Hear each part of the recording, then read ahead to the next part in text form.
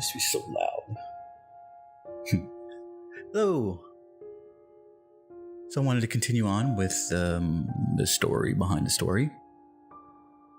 This one is probably, I would say, the third or fourth story I wrote. Little known fact, I actually haven't been writing stories for that. The first story I ever wrote was September of 2015. I had never written anything before that.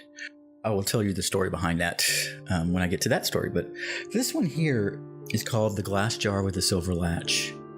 It's a strange little tale. It's the first story that really incorporated the bond between a person and their pet, specifically a cat. It's also about victimization, the impact it has on your life, and the moment you decide when you will do whatever you need to do to not be a victim anymore. Now, this story is very, it's almost, I would even say, autobiographical. How do you say that word? Autobiographical. There you go.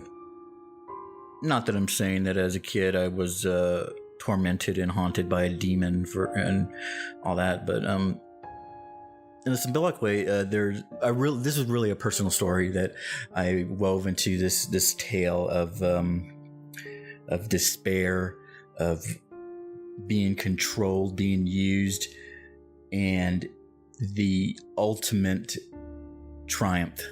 I mean, this is definitely a feel-good story, but it took a while to get to that point. I mean, this person, this character, this unnamed character, had to go through a lot to get to this point of triumph.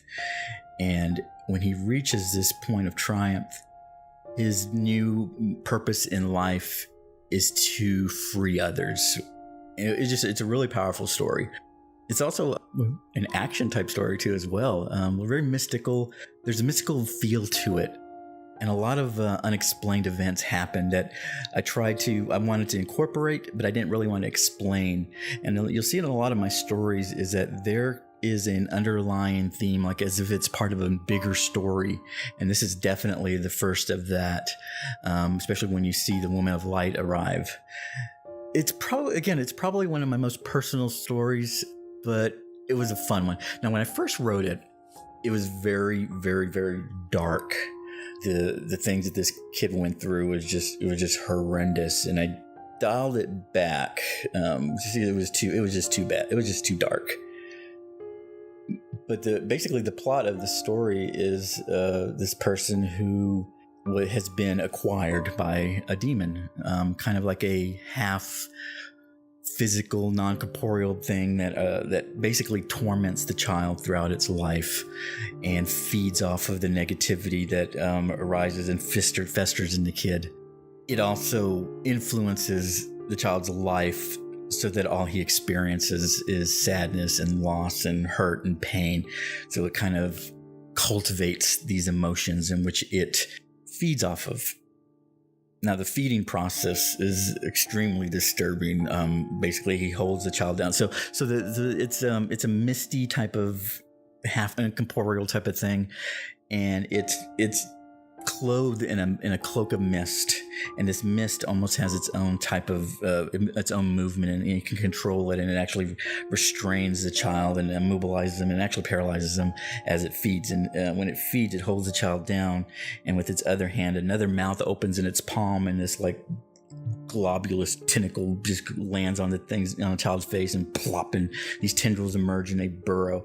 Now, there's a term that I use in this story a lot, and it's called going deep. So when it penetrates the child's face, it talks about going deep to reach these energies or these emotions or whatever it's feeding upon. And I use that term a lot.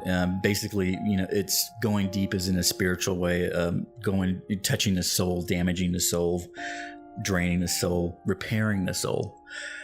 So you'll see that term a lot.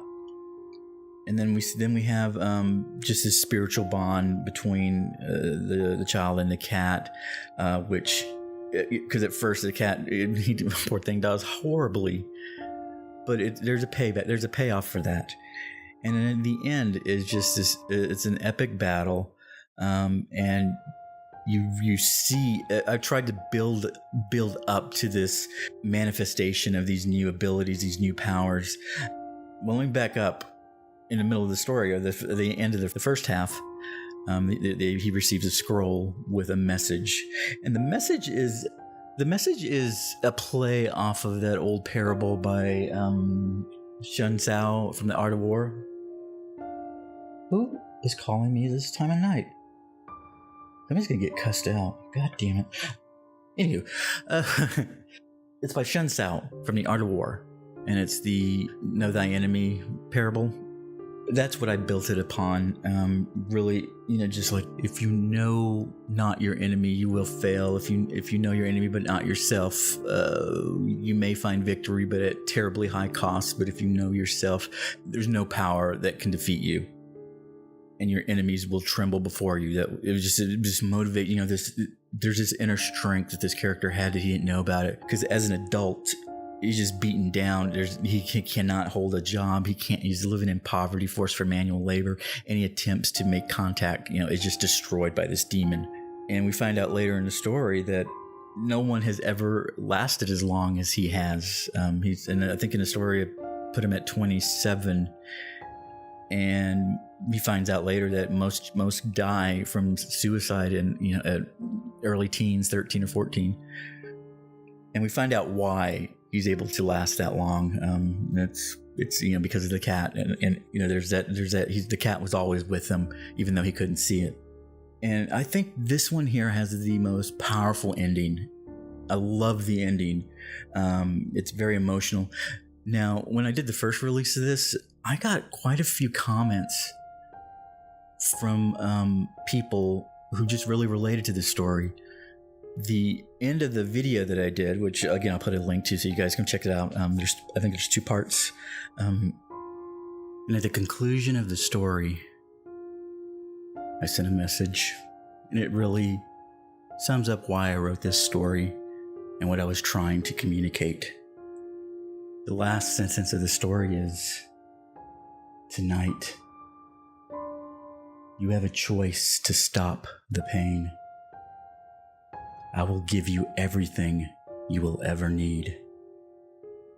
All you have to do is reach out and take it. It's yours. Do you want it? If you do, then now is the time to fight back."